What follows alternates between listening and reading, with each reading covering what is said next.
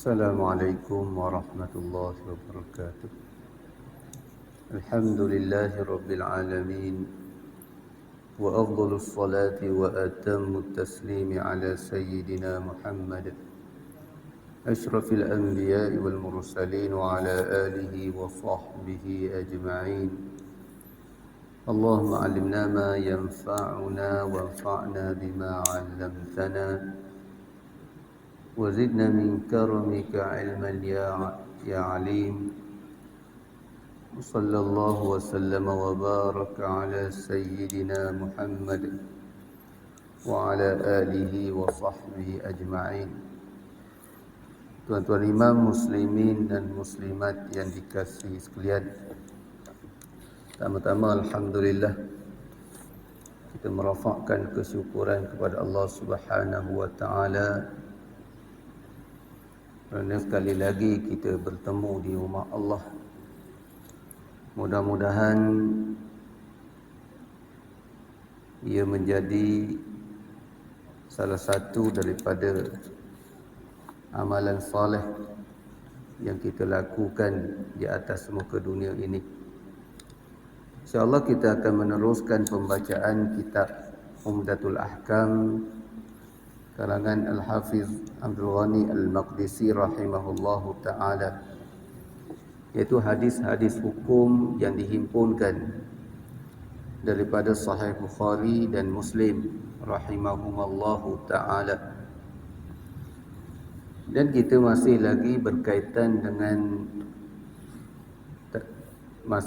tajuk berkaitan dengan haji di bawah tajuk, di bawah bab tawaf dan adab-adabnya. Hadis yang ke-221, an Abdullah bin Abbas radhiyallahu anhuma qala lamma qadima Rasulullah sallallahu alaihi wasallam wa ashabuhu Makkah faqala al-musyrikun innahu yaqdamu alaikum qaumun wahanathum humma Yathrib fa'amarahum an-nabiy sallallahu alaihi wasallam an yarmulu al-ashwat ath-thalatha wa an yamshu ma baina ruknain wa lam yamna'hum an yarmulu al-ashwat kullaha illa al-ibqa'u alaihim. Daripada Ibn Abbas radhiyallahu anhuma katanya, ketika Rasulullah sallallahu alaihi wasallam dan para sahabat memasuki Mekah, orang-orang musyrik menyindir dengan berkata, telah datang kepada kamu suatu kaum yang diberi kepayahan dengan demam Yathrib, iaitu yang badan dah lemah disebabkan demam yang melanda kota Yathrib, iaitu kota Madinah. Atas sindiran ini Rasulullah sallallahu alaihi wasallam memerintahkan para sahabatnya untuk berlari-lari kecil, kita panggil lari-lari anak, pada 3 putaran sewaktu mengelilingi Kaabah, iaitu tawaf, dan berjalan di antara 2 rukun. Tidak ada yang menghalangi baginda untuk memerintahkan para sahabat berlari pada semua putaran kecuali rasa kasih sayang dan simpati beliau terhadap mereka. Tuan-tuan muslimin dan muslimat sekalian, di dalam hadis ini menceritakan bagaimana Rasulullah sallallahu alaihi wasallam apabila dia datang bersama dengan para sahabat daripada Madinah ke Mekah, orang Mekah seolah-olah mengejek Nabi sallallahu alaihi wasallam dengan menyatakan bahawa orang Madinah dah datang. Bila sebut orang Madinah dah datang, mereka mengejek dengan satu wabak yang pernah menimpa Madinah, iaitu wabak demam dinamakan Humma Yathrib. Sehingga ramai di kalangan sahabat ketika mana mula berhijrah ke Madinah, mereka tak selesa dengan cuaca Madinah. Macam-macam penyakit yang menimpa mereka. Sehingga Rasulullah sallallahu alaihi wasallam berdoa secara khusus berkaitan dengan kota Madinah. Sehingga baginda berdoa dan menyebut di dalam doanya supaya humma Yathrib ataupun penyakit wabak yang ada di Madinah berpindah ke satu tempat yang bernama Juhfah, iaitu di luar daripada kota Madinah. Pergilah wabak tu duduk di tempat yang tidak ada orang. Itu doa Nabi sallallahu alaihi wasallam. Tapi orang kafir mempertikaikan, mengejek-ngejek, ni orang tak urut mari dah. Dia menuduh ataupun menyangka bahawa orang-orang yang bersama dengan Nabi ini memiliki tubuh badan yang dah lemah kerana mereka ditimpa satu wabak yang digelar sebagai humma Yathrib, iaitu wabak demam yang banyak menimpa masyarakat Madinah. Jadi Islam, Nabi mengajar kita tidak boleh kita tidak boleh tunjuk diri kita ni lemah dengan orang kafir. Biarlah kita kena tunjuk izzah, ada suatu kekuatan di hadapan orang kafir dengan tujuan supaya orang kafir tidak mudah nak memperlekehkan nak memperlekehkan kita. Dia kata kita tak erat. Dia kata kita lemah. Dia kata tubuh kita dah silap-silap tak mampu nak tawaf 7 kali. Okey, kita buktikan. Dengan cara macam mana? Nabi kata 3 pusingan kita berlari-lari dulu. Berlari-lari anak. Bila berlari tu nampak macam goh.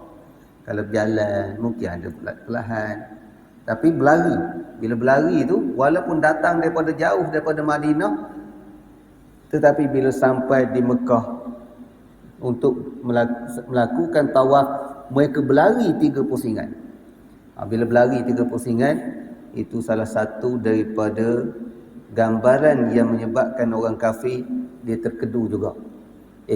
Rupa-rupanya gagah, rupa-rupanya hebat orang Islam, dia datang daripada jauh.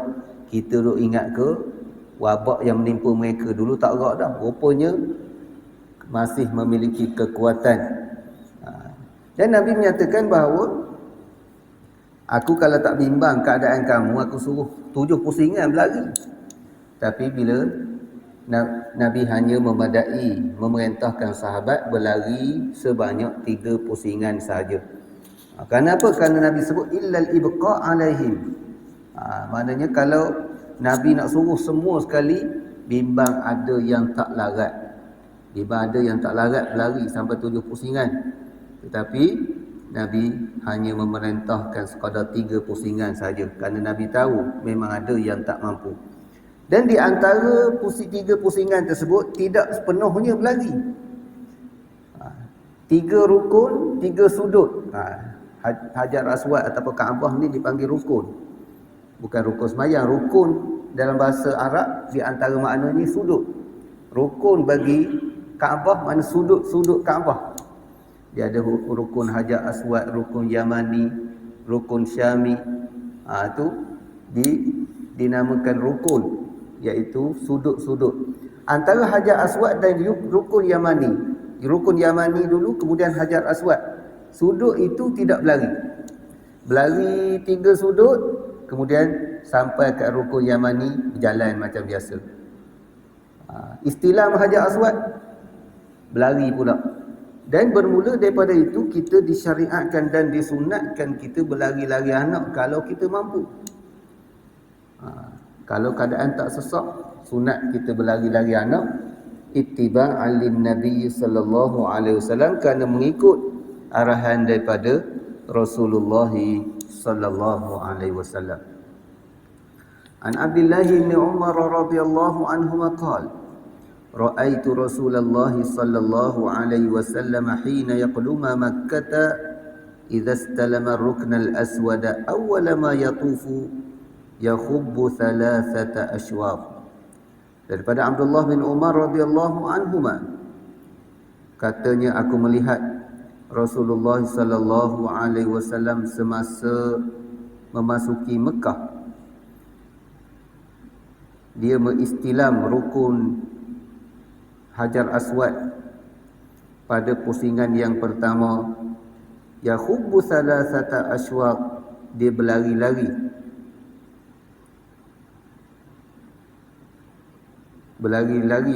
pada 3 pusingan yang awal. Jadi hadis ini menyokong apa yang diriwayatkan oleh Abdullah bin Abbas tadi. Maknanya Abdullah bin Umar sendiri, kalau hadis Abdullah bin Abbas tadi menyatakan Rasulullah suruh berlari, Abdullah bin Umar pula dia tengok sendiri Rasulullah berlari. Maknanya bukan hanya Rasulullah suruh, tetapi baginda juga melakukan perbuatan yang sama. Kemudian dalam hadis ini ada faedah tambahan yang tidak disebut oleh hadis Abdullah bin Abbas, iaitu masalah istilam. Istilam ataupun kita mengisyaratkan kepada Hajar Aswad, kita lambai, itu dinamakan istilam.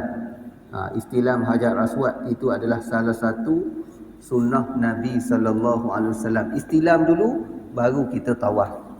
Sebelum memulakan tawaf, kita istilam Hajar Aswad terlebih awal. Kalau tak istilam, masih sah lagi tawaf. Tetapi itu salah satu daripada sunnah Nabi sallallahu alaihi wasallam. An Abdullah bin Abbas radhiyallahu anhuma qala طاف النبي صلى الله عليه وسلم في حجة الوداع على بعير يستلم الركن بمحجن. Daripada Abdullah bin Abbas radhiyallahu anhuma, katanya Nabi sallallahu alaihi wasallam melakukan tawaf sewaktu haji wida' di atas unta, dan baginda mengusap rukun dengan tongkat. Tuan muslimin dan muslimat sekalian, Nabi SAW dalam sejarah baginda sekali sahaja baginda mengerjakan haji. Sekali saja Nabi mengerjakan haji, tak banyak. Tak macam kita kadang-kadang banyak kali. Umrah 3 kali setahun. Tapi kadang-kadang umrah 3 kali setahun, jiran miskin, kelaparan, tak pernah kita bantu. Itu satu kefahaman yang tidak menepati tuntutan syariat yang sebenarnya. Bukan salah umrah, tapi salah cara kita. Keutamaan yang ditekankan di dalam agama. Dalam hadis ni menceritakan Rasulullah, dalam riwayat-riwayatnya Rasulullah hanya mengerjakan haji sekali saja. Haji yang dinamakan Hujjatul Wada', haji yang terakhir. Sebenarnya bukan setakat terakhir, dan itulah yang terawal. Haji yang pertama dan terakhir yang dilakukan oleh Rasulullah SAW. Kenapa dinamakan haji yang terakhir, haji selamat tinggal? Kerana selepas daripada haji tersebut tidak berapa lama Rasulullah wafat. Itu dinamakan Hajjatul Wada'. Dan haji yang dilakukan oleh Rasulullah SAW, Nabi tawaf dalam keadaan dalam keadaan menunggang unta. Ada beberapa faedah daripada isu ini. Yang pertama sekali, tawaf boleh dilakukan dengan secara menunggang, tak semestinya berjalan kaki. Itu di antara faedah dia. Dah kalau larat berjalan, boleh juga nak tunggang, sah lagi. Tetapi lebih utama kita berjalan kaki. Tapi kenapa Nabi menunggang? Kerana Nabi ketika haji, oleh kerana orang terlalu ramai, dan ketika itu Nabi nak mengajar sahabat bagaimana nak mengerjakan haji dalam keadaan sempurna. Khuzu anni manasikakum, ambillah daripada aku ibadat haji kamu ini. Jadi Nabi nak ajar, kalau Nabi duduk di bawah tawaf sama orang lain, orang tak nampak. Jadi orang lain duduk di bawah, Nabi duduk di atas. Nabi duduk atas kenderaan, atas unta. Jadi sahabat daripada jauh pun nampak bagaimana Nabi buat. Nabi istilam, sahabat nampak bagaimana Nabi istilam, Nabi kucuk tangan dan seumpamanya. Itu salah satu cara Nabi nak mengajar. Sebab itulah orang yang mengajar, tak salah dia duduk lebih tinggi daripada pendengar. Bukan kerana orang mengajar tu mulia, tak. Tapi kerana memudahkan orang nak mendengar. Khatib duduk atas. Kerana kalau khatib duduk bawah, penuh masjid. Duduk pula bagi tazkirah sambil duduk. Hak manusia bercakap. Orang tak nampak. Duduk di atas pun ramai lagi hak tidur. Kalau khatib duduk bawah, Tok Bilal silap-silap tidur. Tapi saya nak tegur sikit tuan-tuan, kesilapan kita ketika khatib berkhutbah. Sebab apa punca boleh mudah jadi tidur waktu khutbah? Saya tengok mungkin di antara puncanya apa? Mungkin di antara puncanya sebab kita tidak menghadap ke arah khatib. Sebenarnya waktu khatib berkhutbah, kita bukannya sunat tengok tempat sujud. Kebanyakan kita khatib baca khutbah tunduk je. Bila tunduk tu tak lama lah tu. Waktu khatib baca khutbah, kita duduk di sudut mana sekalipun, kita sepatutnya melihat ke arah khatib. Duduk tepi ni, daripada tepi tu tengok ke khatib. Tapi kita duduk di mana pun buat warak. Tu bukan warak tu. Cari jalan nak tidur. Memanglah kalau kita tunduk gitu 5 minit out. Tunduk. Kita disunatkan tunduk tengok tempat sujud waktu semayang. Waktu semayang betul lah Allahu Akbar. Bukan waktu semayang duk tengok ketua imam. Tu tak betul pula. Tapi waktu khutbah kita kena tengok khatib. Perhatian bukan setakat pendengaran, tetapi perhatian kita kepada khatib. Sebab tu Rasulullah ketika beliau nak melaksanakan haji, melaksanakan tawaf, beliau naik unta. Kenapa? Kerana supaya sahabat tengok. Sahabat mudah mempelajari ketika Rasulullah berada di satu keadaan yang lebih tinggi, kedudukan yang lebih tinggi lagi berbanding dengan sahabat-sahabat yang lain. Dan yang kedua, apabila tak boleh kita menyentuh ataupun mengucuk Hajar Aswad, dan disunatkan kita istilam, kita isyarat, dan disebut dalam sini yastalimu rukna bimihjan. Nabi menggunakan istilam dengan ujung, dengan mihjan ni sejenis tongkat, pegang tongkat isyarat ke Hajarul Aswad. Dan disunatkan, fuqaha mengatakan sunat kucuk Hajarul Aswad. Tak mampu kucuk, kita istilam dengan tangan, kucuk tangan. Tak mampu dengan payah dengan tangan, dengan tongkat, kucuk tongkat. Ini yang dilakukan oleh Rasulullah sallallahu alaihi wasallam. Cuma istilam ni 2 tempat je. 2 sudut saja, bukan 4 sudut. Apa bukti dia? Bukti dia apa yang kita akan baca pada hadis berikutnya. An Abdullah bin Umar radhiyallahu anhuma qala lam ara an-nabiy sallallahu alaihi wasallam yastalimu min al-bait illa ruknain al-yamaniyain. Daripada Abdullah bin Umar radhiyallahu anhuma katanya, aku tak melihat Rasulullah mengisyaratkan ataupun melambai Kaabah kecuali semasa 2 rukun Yamani. Dia terjemah situ mengusap Kaabah, bukan mengusap Kaabah. Tak cium Kaabah, tapi cium Hajar Aswad. Istilam pada sudut yang ada pada Kaabah hanya 2. Rukun Yamani dan rukun Hajar Aswad. Rukun Yamani macam mana? Rukun Hajar Aswad kita tahu satu sudut ada Hajar Aswad. Kita nampak Hajar Aswad di sudut mana? Dan di situlah ada garis. Sekarang ni tak tahulah, zaman saya dulu ada tanda. Kalau lampu hijau tu sudut Hajar Aswad. Kerana situlah permulaan kita nak tawaf. Permulaan kita nak tawaf sunat istilam. Dan sudut yang terakhir sebelum Hajar Aswad itu dinamakan rukun Yamani. Rukun Yamani juga sunat istilam. Sunat istilam, dan antara rukun dua yang berbaki, dua lagi, rukun Syami dan rukun Iraqi, yang tu tidak disunatkan kita istilam. Lalu macam biasa saja. Kalau istilam empat gitu, empat sudut lambai, maknanya dia tidak menepati apa yang diceritakan oleh sahabat berkaitan dengan haji Rasulullah sallallahu alaihi wasallam. Nak istilam dua sudut sahaja. Sebab tu bukan kita nak buat ibadat ni kena ada ilmu. Kena ada ilmu. Umrah kena ada ilmu. Haji kena ada ilmu. Tak ada ilmu, macam-macam kita tengok. Kadang-kadang tak ada ilmu. Sama-sama tak ada ilmu. Kita tengok orang buat pelik di Masjid Haram. Apa kita anggap?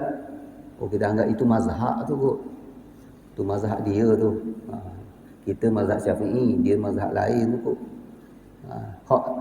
Memang kita tak nafikan sebahagian amalan yang dilakukan oleh jemaah haji, jemaah umrah tidak mengikut mazhab Syafi'i. Itu tak nafi. Sebab yang datang buat haji, buat umrah pelbagai mazhab. Hanafi ada, Hambali ada, Syafi'i ada, Maliki ada, bahkan Syiah pun ada. Macam-macam kita jumpa. Tapi ada hak yang memang jahil. Siapa? Macam kita lah.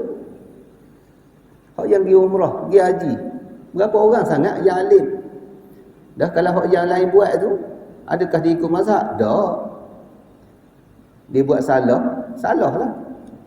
Perkara yang salah, yang tidak menepati banyak, yang tidak menepati semua mazhab pun masih dilakukan di Mekah. Kenapa? Kerana jahil. Kerana jahil macam-macam. Kita tengok hak yang pergi buat umrah dah. Sajak pergi buat umrah. Sajak pergi.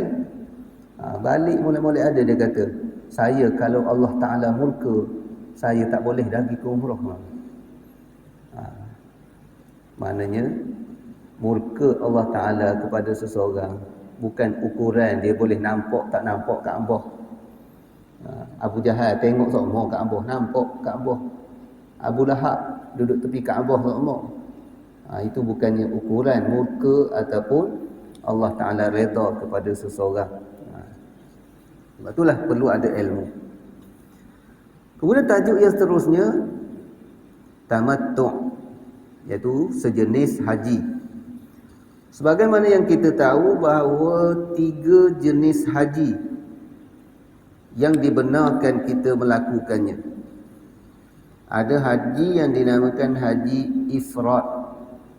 Ada haji yang dinamakan haji tamattu', dan ada haji yang dinamakan haji qiran. Ketiga-tiga ini kita nak buat yang mana satu sah hukumnya. Cuma ketiga-tiga ini ada berbeza dari sudut kaifiatnya, cara dia berbeza sedikit. Ikut mazhab Syafi'i yang afdal ifrad. Tetapi tuan-tuan nak buat ifrad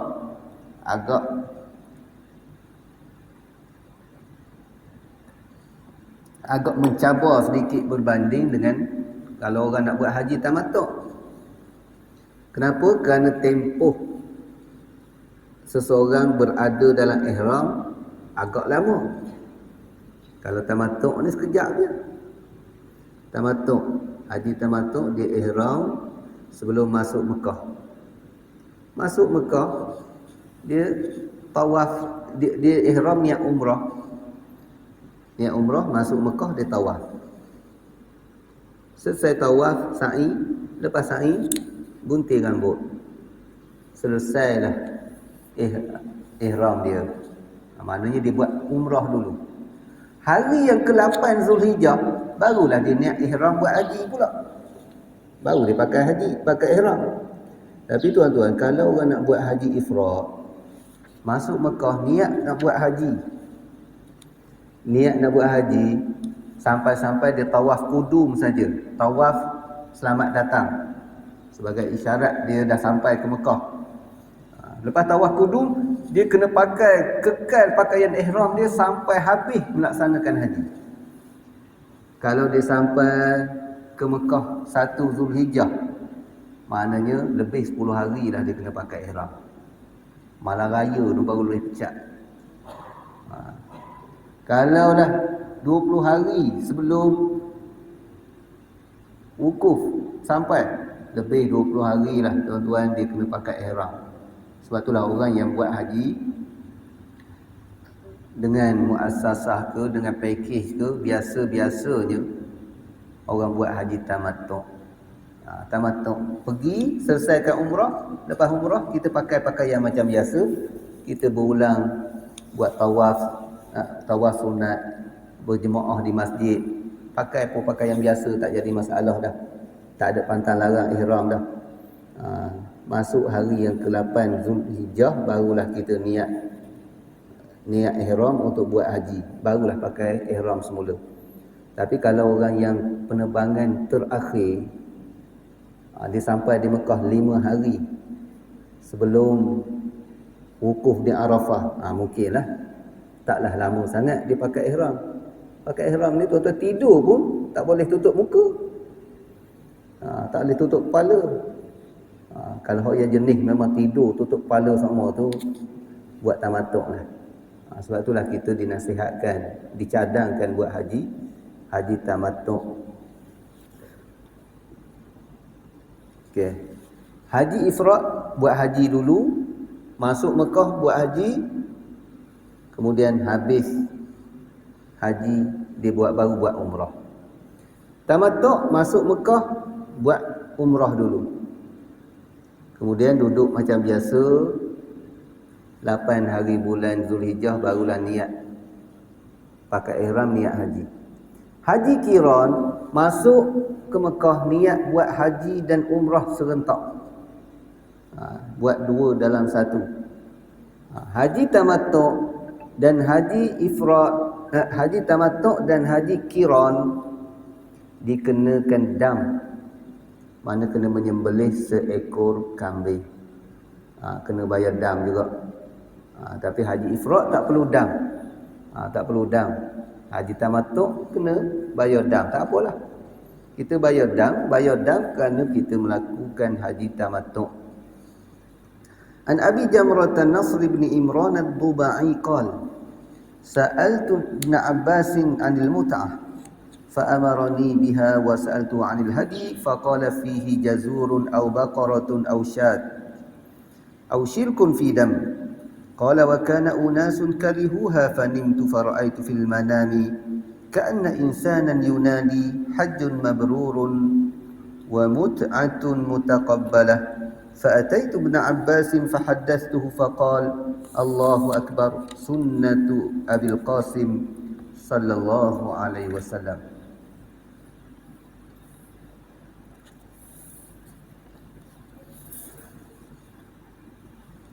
Daripada Abu Jamrah, ditulis itu Abu Hamzah, terjemahan tak silap tarik tu. Abu Jamrah Nas bin Imran ad-Dubai berkata, aku bertanya kepada Ibnu Abbas radhiyallahu anhuma tentang haji tamattu', iaitu masuk buat umrah kemudian barulah niat haji, dan dia menyuruh aku menunaikannya. Lalu aku bertanya tentang haiwan sembelihan, maka dia menjawab dengan unta, lembu atau kambing, dan boleh berkongsi dalam mengorbankan haiwan sembelihan. Mana ada binatang yang boleh kongsi, unta 7 orang, kambing 7 orang, unta 7 orang, lembu 7 orang, kambing seorang lah, tak ada kongsi. Ketika itu para sahabat menganggap berkongsi dalam sembelihan adalah larangan. Mana ada sahabat silap faham, ingat ke unta tak boleh kongsi, seorang je lah, rupanya boleh 7. Aku pun tidur dan bermimpi, kata siapa ni?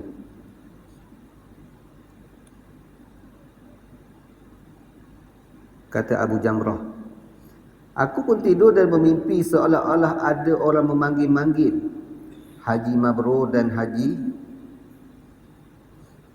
tamattu' yang diterima. Maka aku mengunjungi Ibnu Abbas radhiyallahu anhuma dan aku ceritakan kepadanya. Allahu Akbar, ini sunnah Abul Qasim. Begitulah jawapannya. Jadi tuan-tuan, dalam hadis ni Abu Jamrah ditanya Ibnu Abbas tentang haji tamattu'. Dia kata tak ada masalah.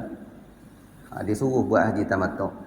Tanya pula tentang korban, tentang sembelihan. Dia jawab sebagaimana yang kita baca tadi, boleh dengan unta, boleh dengan lembu, boleh dengan kambing, boleh berkongsi juga pada seekor binatang. Lepas pada tu dia tidur. Kata Abu Jamrah, dia bermimpi dalam tidur, ada suara memanggil dia. Dia kata, hajimu dapat haji mabrur. Haji tamattu' kamu diterima oleh Allah Ta'ala. Jadi ada suara begitu. Lalu ditanya Ibnu Abbas dalam untuk mentafsirkan mimpi dia ni, macam mana suara, ada suara kata haji aku diterima. Apa jawab Ibnu Abbas? Dia kata, Allahu Akbar. Dia bertakbir, bergembira apa yang dimimpi oleh sahabat dia ni. Dia kata itulah sunnah Nabi sallallahu alaihi wasallam. Iaitu haji tamattu' adalah haji yang pernah diarahkan oleh Nabi. Jadi kamu dah mengikut sunnah Nabi. Betul dah tu. Jadi di sini bagaimana ada mubasyirat yang dikurniakan oleh Allah Subhanahu wa taala kepada setengah orang. Apa makna mubasyirat? Berita dalam mimpi. Berita dalam mimpi menyokong apa yang kita lakukan. Tetapi mimpi dia tidak boleh dijadikan asas di dalam hukum. Beza. Asas dalam hukum tak boleh. Hukum berdasarkan apa yang Nabi ajar. Sebab tu dalam isu ni bukan kata mu mimpi, betul lah mimpimu tu. Mimpi kamu tu betul kenapa? Kerana Nabi dah ajar. Amalan haji tamattu' ni kerana Nabi dah ajar. Bila Nabi ajar, aku suruh mu buat, menepati yang Nabi ajar. Alhamdulillah, mu mimpi. Kamu bermimpi bahawa haji kamu diterima oleh Allah Ta'ala. Jadi kita buat amalan berdasarkan kepada yang diajar oleh Rasulullah. Mimpi hanya apa? Hanya mubasyirat. Suatu berita yang menggembirakan kita. Sebab itulah mubasyirat banyak dikurniakan oleh Allah Subhanahu wa taala setelah mana tidak lagi ada kenabian. Nabi dah wafat. Tak ada dah berita wahyu daripada Allah, tak ada dah. Cuma ada mubasyirat. Mubasyirat apa dia? Sokongan-sokongan yang datang daripada mimpi terhadap perintah Allah Subhanahu wa taala ataupun terhadap sunnah Nabi sallallahu alaihi wasallam. Bukan mubasyirat, bukan mimpi bawa hukum baru dah. Kalau siapa-siapa mimpi bawa hukum baru, tu mimpi karut. Aku mimpi semalam. Berapa? Kita zaman sekarang ni tak payah dah sembahyang Jumaat. Tu mimpi karut. Mimpi karut. Tapi aku mimpi semalam. Mimpi apa? Mimpi. Dalam mimpi tu aku kena marah di seorang tok guru. Dia marah apa? Marah sebab tak ngaji hari ni. Marah sebab dia tak mengulang Al-Quran hari ni. Marah sebab jadi dia lepas pada mimpi tu teringat, itu kecuaian aku. Sepatutnya aku kena qiyamul lail. Lama dah tinggal qiyamul lail. Jadi dengan mimpi kita jadi naik semula. Naik semangat. Itu dinamakan mubasyirat. Dengan mimpi kita dapat satu motivasi buat ibadat. Sedangkan ibadat tu daripada mana? Memang dah diperintahkan oleh Allah. Dah ada dalam sunnah Nabi. Bukannya suatu benda baru, tapi dengan mimpi kita jadi semangat. Itu dinamakan mubasyirat. Tapi zaman sekarang ni kadang-kadang orang, saya dalam masalah ni saya pegang dengan mimpi saya. Awak tak tahu tak apalah. Awak tak tahu, awak lain. Saya dah mimpi begini, saya yakin dengan mimpi saya. Tak boleh. Tak boleh kita yakin dengan mimpi, apatah lagi kalaulah mimpi tersebut bercanggah dengan apa yang diajar oleh Allah dan Rasulnya sallallahu alaihi wasallam. Mimpi tak lain dan tak bukan mimpi yang baik, dia hanya ilham daripada para malaikat sebagai sokongan terhadap perintah-perintah Allah Ta'ala. Itu satu yang dinamakan mubasyirat. Bukan mimpi menjadi hukum di dalam, bukan mimpi menjadi asas rujukan di dalam sesuatu hukum.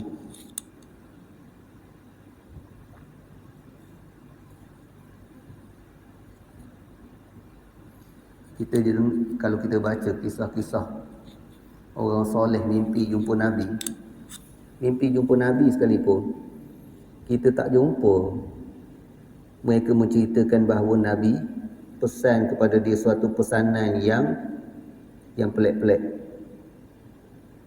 Tapi gitulah, mimpi jumpa Nabi, Nabi cadang ke dia begini, Nabi tunjuk ke dia begini.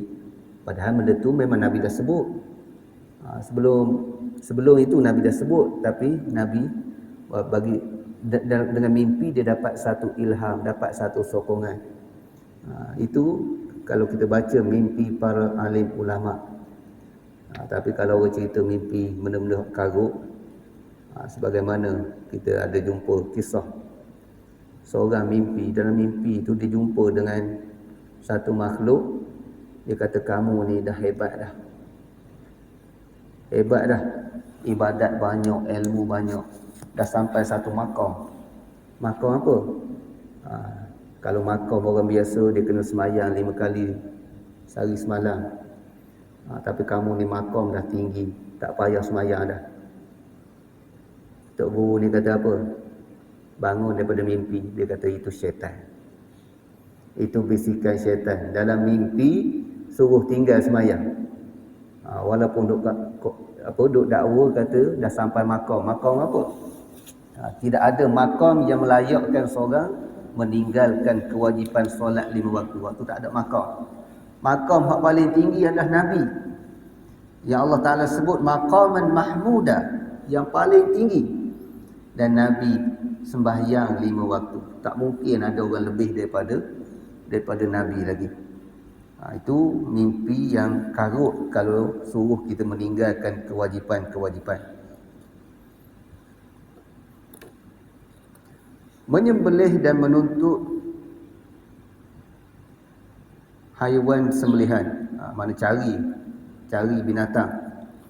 An Hafsah zaujin Nabi sallallahu alaihi wasallam annaha qalat, ya Rasulullah, ma sya'nun nasi hallu min al-umrati wa lam tahilla anta min umratik? Faqala inni labbattu ra'si wa qalladtu hadyi fala ahillu hatta anhar. Daripada Hafsah, isteri Nabi sallallahu alaihi wasallam, berkata, wahai Rasulullah sallallahu alaihi wasallam, orang ramai telah bertahallul.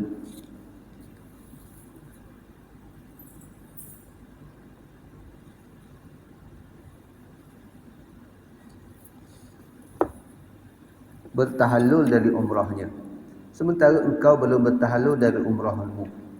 Nabi sallallahu alaihi wasallam menjawab, aku telah meminyaki rambut dan mengalungkan haiwan sembelihanku, maka aku tidak akan bertahallul sehingga aku menyembelih unta.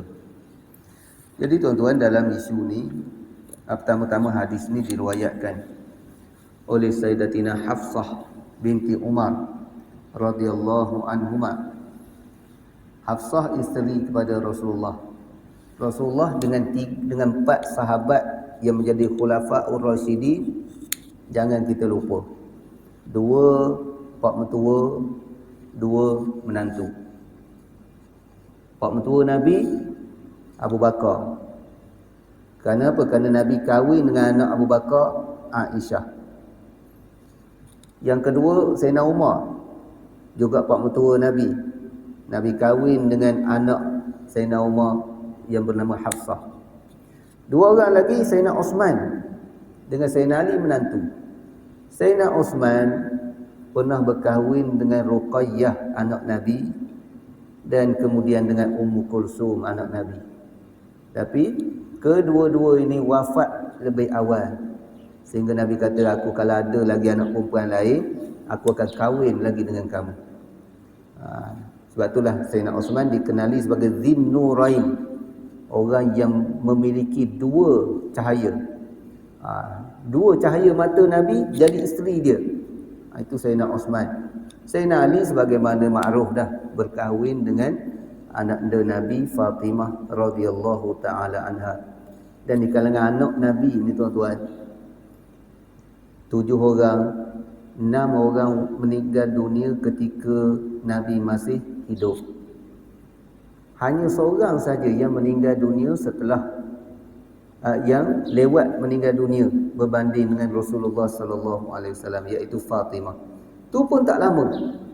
6 bulan selepas pada Rasulullah wafat, dia pun meninggal dunia. Itu sejarah anak baginda sallallahu alaihi wasallam. Dan tuan-tuan, kalau kita tengok Nabi dengan pak mertua, Sayyidina Abu Bakar dan Sayyidina Umar ni, pak mertua Nabi lebih muda daripada Nabi. Menantu lebih tua daripada pak mertua. Pelik. Kita kalau berlaku macam ni, viral dah, isu dah. Seorang berkahwin dengan anak dara.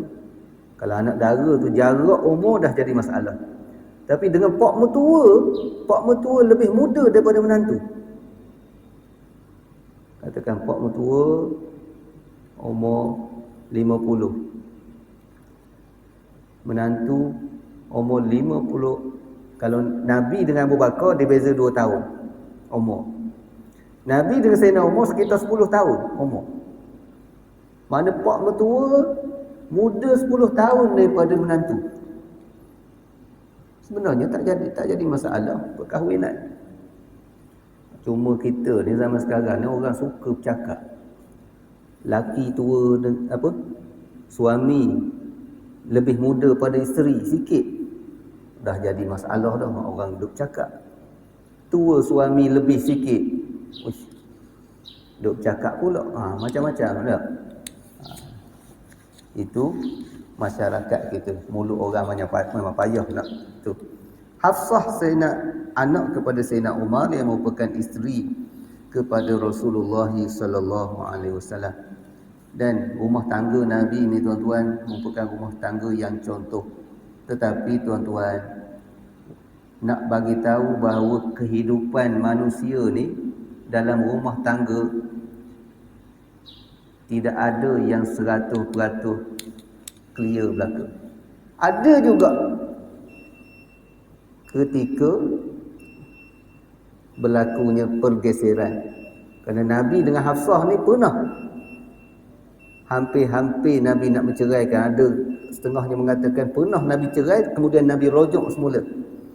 Sayyidatina Hafsah radhiyallahu taala anha. Bahkan ada riwayat mengatakan bahawa Jibril menasihati Rasulullah sallallahu alaihi wasallam agar merujuk semula Sayyidatina Hafsah, kerana Hafsah ni juga menjadi isteri Rasulullah di dalam syurga. Tu tuan-tuan, maknanya rumah tangga Nabi pun ada kalanya berlaku pergeseran juga. Jadi waktu perkara normal, tapi yang yang penting cara macam mana kita menguruskan kalau ada konflik. Yang tu yang penting. Nak elok daripada konflik 100%, waktu sembang boleh lah. Saya ni dah 30 tahun dengan isteri, dia tak pernah berasa hati dengan saya tak pernah berasa hati dengan dia. Tu bak sembang boleh lah tak? Tulis dalam Facebook, Alhamdulillah selama 30 tahun kami bahagia, tak ada masalah. Tu sembang dalam Facebook. Tapi hakikatnya Allah Ta'ala saja yang tahu. Tapi biasalah bila terlajak kita break. Dia terlajak dia break. Tu yang boleh kekal. Nak bagi tahu bila keluarga Rasulullah begitu, orang lain lebih lagi lah. Maknanya bukan kata keluarga Rasulullah tu tak baik, tetapi nak gambarkan ada ketikanya berlaku juga perkara yang pergeseran di dalam rumah tangga.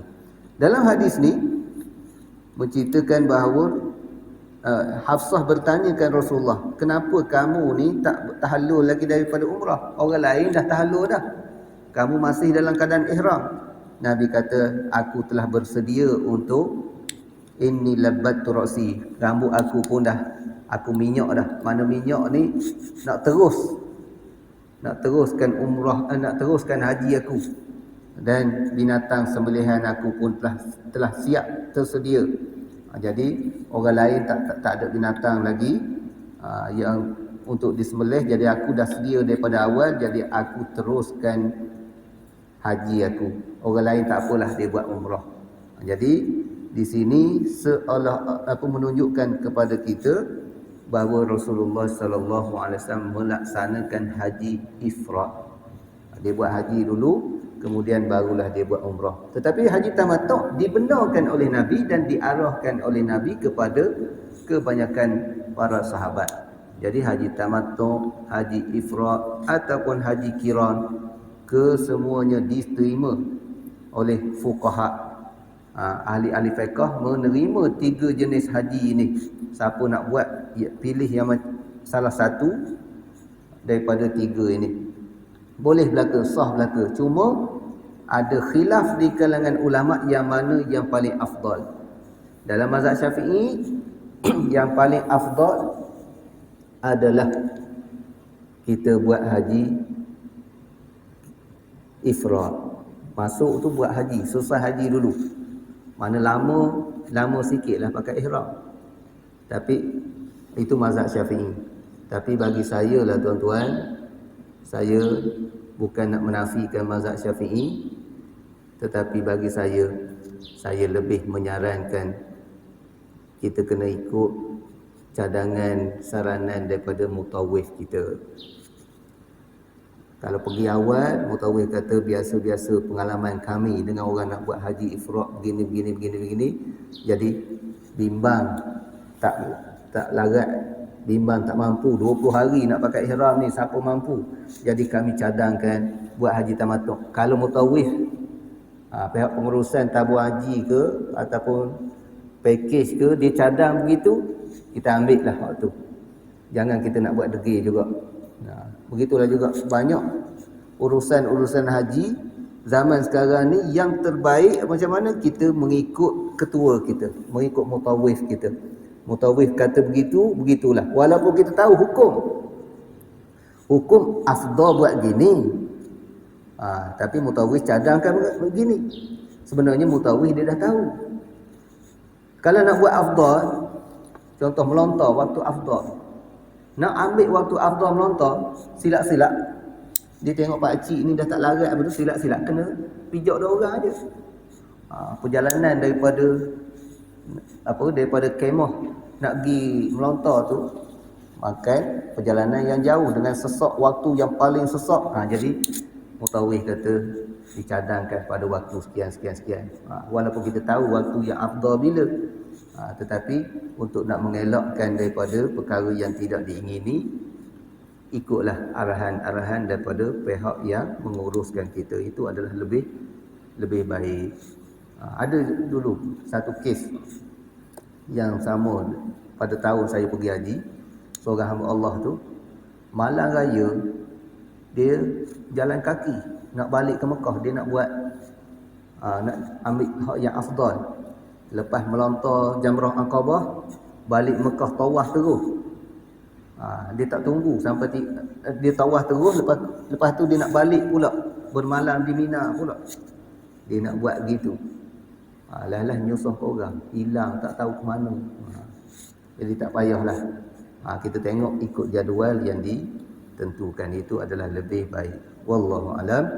Assalamualaikum warahmatullahi wabarakatuh.